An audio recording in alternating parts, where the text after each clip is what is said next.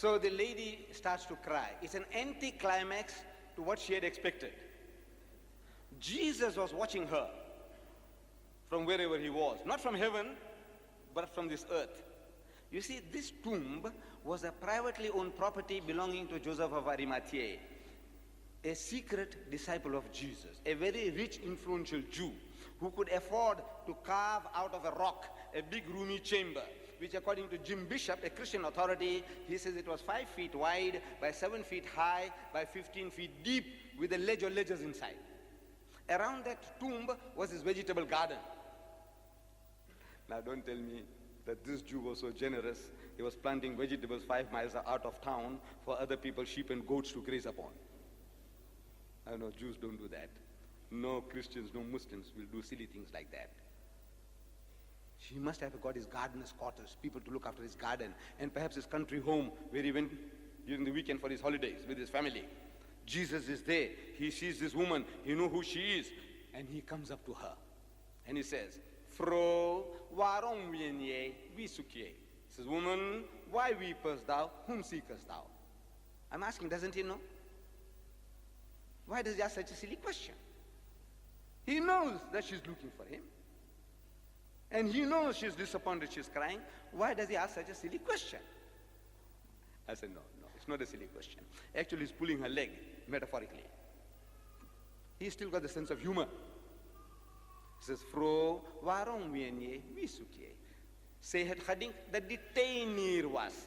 She supposing him to be the gardener. I said, why does she suppose he's a gardener? Do resurrected bodies look like gardeners? Do they? That everybody, all of us, when we are resurrected, everybody will look like a gardener.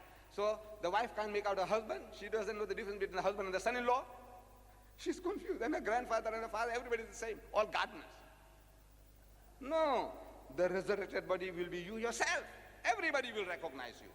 It will be the real you, not this camouflage. This is camouflage. It's changing all the time. The real you, the real me, you'll find. You'll recognize one another, inshallah. So she's supposing him to be the gardener. Says, Sir, Munir, as ye home, wechadrahet, if you have taken him hence, say for me, waar ye home near khalehet. Tell me, where have you laid him? To rest, to relax, to recuperate, and excel home, wechanium. And ek, alone. Sal home, him, not it, a dead rotting body. Wechanium. That I may take him away. I said, where? What does she want to do with a dead rotting body? After 3 days. Take him home, put him under a bed, pickle him. What does she want to do with a rotting body, I ask you? No, she's not looking for a dead rotten body. She's looking for a live person. She was about the only woman, besides Joseph of Arimathea and Nicodemus, who had given the final rites to the body of Jesus. She was there. So if she had seen signs of life, she was not going to shout and tell the Jews, he's alive, because they'll make doubly sure that they kill him. So after 3 days, she goes there and she wants to handle him, treat him, help him, take him away for treatment. And excel home, the joke has gone too far. So Jesus says, Mary, the way he said Mary, recognize that this is Jesus. You know, all of us, we have our unique ways of calling our near ones, our dear ones. We have. I might know your wife's name, but the way you call her and the way I'm going to call that name is not the same. You agree? We have our unique ways, everybody. So when he says Mary, the way he said Mary, she recognized Jesus, so she wants to grab him. To do what? To bite him? No, to pay respects. We Eastern people, his master, her master. So he says, Rak meni anni, touch me not. I say, why not? Is he a bundle of electricity, a dynamo, that if she touches him, she'll get electrocuted? No. Then I say, why not? I say, because it hurts. You tell me why. For I'm not yet ascended unto my Father. I say, is she blind?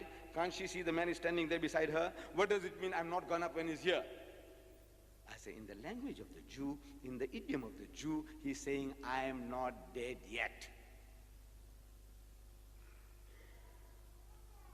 So, from there we find, he tells her, gives her advice to go and tell his brethren that he is risen. So she goes and tells them. An amazing thing. these disciples of Jesus. Amazing, amazing reactions. Mark chapter 16, verse 11. And they, the disciples, when they heard that he was alive, A-L-I-V-E, alive, not resurrected. This is the scripture, Mark 16:11, that he was alive and had been seen by her, by Mary Magdalene. She says she saw him alive. They believe not. The Bible says they didn't believe. The woman says, look, I saw him, he's alive. He said, they didn't believe it. Why didn't they believe? She's testifying that, look, I met him, I spoke to him. And they didn't believe. Why would they not believe? Because at the back of their minds, this man Jesus was dead. And she's talking about a live person. If she had said she had seen the ghost of Jesus, the spook of Jesus, the spirit of Jesus, they would have believed. But she's not talking about spook and ghost and chias. She's talking about the man, he's alive. Because they believed spirits going into pigs. It's in the Bible. The spirits went into pigs and 2,000, I heard of them, they ran down the hill and they all got drowned. Spirits going into pigs, they saw. They saw with their own eyes, spirits going into pigs. They saw a spirit going into trees and tying them up from the very roots. They saw. They believe anything. But to believe that the living Jesus is alive, that they couldn't believe. If she said, I saw his spook, they would have believed. His spook was all right, but not him. No, look, I'm only quoting. She said, he's alive, and they didn't believe. The disciples wouldn't believe. He's going to Emmaus. On the way to Emmaus, he's got two disciples of his walking side by side. And he's preaching to them about what had happened the previous 3 days. 5 miles they walk, and they still can't recognize the man. I ask you why. He's disguised like Paul Mooney in The Good Earth. I don't know where he said, hey, he looks like a real, The King and I. What's that? Jules Brenner. You know, when these guys, when they take those parts, you think the guy is Indonesian, or Indo-Chinese, Siamese, the Siamese king. You believe that when you see the guys on the screen, you believe that the guy is a Siamese king when he's a European and a Jew. Jules Brenner. When he acts a part of Pharaoh in the 10 Commandments, you think that he is Pharaoh, he's an Egyptian. No, they're so realistic. So Jesus Christ has got such a fantastic disguise. He's talking with his disciples 5 miles and they don't recognize the man. Why? Because he's disguised, not because he's resurrected. He's disguised. So when they reach Emmaus, he makes it that he's going to carry on. So they say, come, it's time to eat. Come and join us. So he's persuaded. When he's persuaded, and it came to pass, Luke tells us, chapter 24, verse 30. And it came to pass, as he sat eating with them, he took bread and blessed it. They said, the manner in which he brake bread, the eyes were opened. It means, what does it mean, the eyes were opened? It means they recognized the man. It didn't mean they were walking 5 miles with eyes closed. Look, this is a figure of speech. It means now they recognize the man, the eyes were open, not that they were walking 5 miles with closed eyes. The eyes were open, they recognized the man. So when they recognized the man, Jesus vanished. What did he do? The Indian rope trick? You know, going up the rope and vanishing? No. He vanished means he went away out of sight. So these disciples, they run to that upper room where they had the Last Supper and they find the others there. There were other 8 there. 8 were there.